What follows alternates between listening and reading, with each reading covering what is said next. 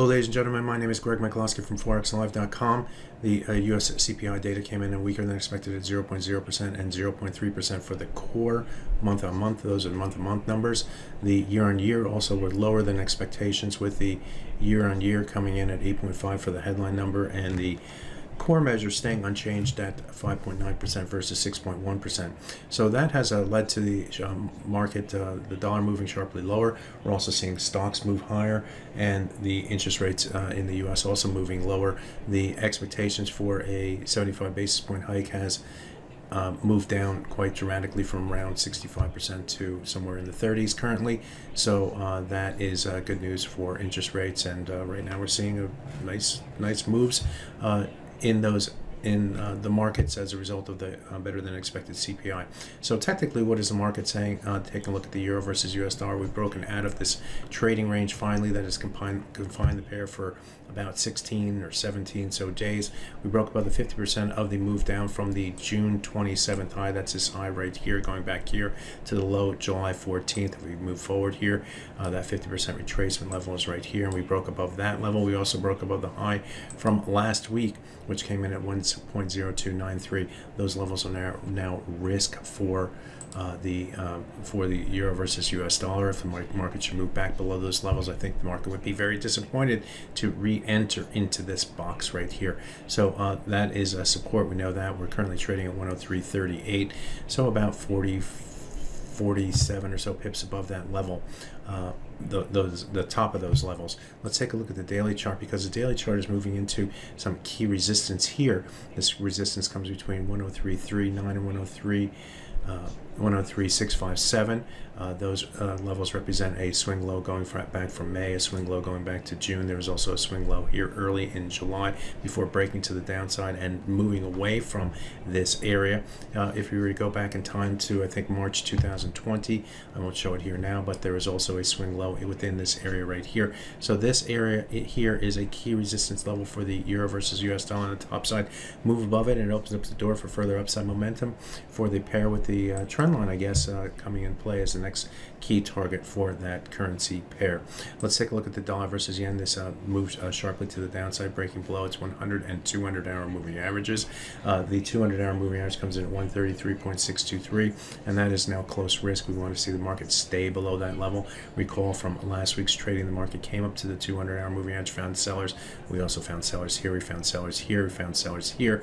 All these levels against the 200 hour moving average, so it would make sense for it to be resistance after breaking below it, and a risk level for shorts. Stay below is more bearish, move above it, and we could see some further upside momentum on the disappointment of the break.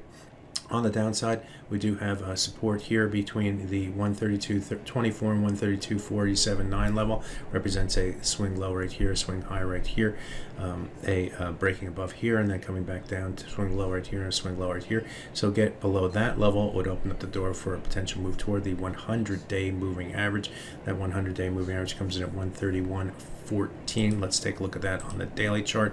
This is what it looks like right here, and that level also is within a key swing area, similar to what we saw on the euro on the top side, between 131, I can't read it, I think it's 24 to 4, it's 14 to 48. So between that area, it's a little bit wide, but those are the key. That's a key support level. Note that last week, or the week before, the price low for the dollar versus yen came down and tested the 100-hour moving average, found support buyers against that level. So now it's higher, easier hurdle to get to, and also coming into the resistance area. So that would be a key level on the downside for the dollar versus yen. So we have resistance against the 200-hour moving average, and support, key support against the 100-day moving average. Take a look at the sterling versus US dollar. This is moving sharply to the upside and testing, well, the underside of this broken trend line, and also this swing area right here.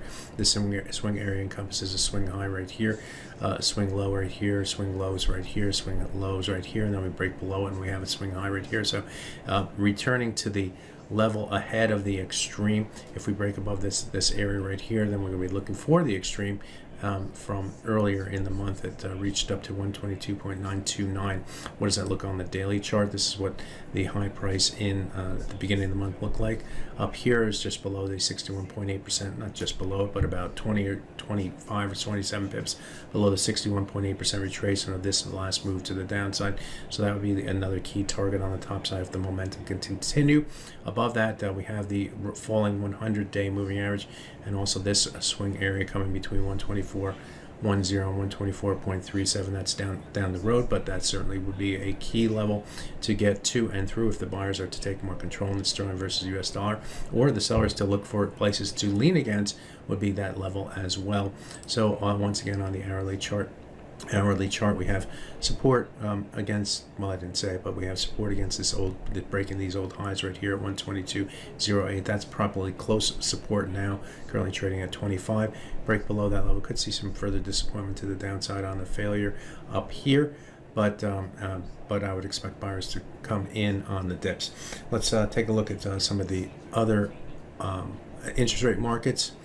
This is the 2-year yield. 2-year yield has moved below its 100. This is the hourly chart. Moved below its 100-hour moving average at 3.178% to a low yield of 3.08. We are bouncing back. Currently trading at 3.138. Still down minus 13.6 basis points on the day. Watch the 3.178 as resistance.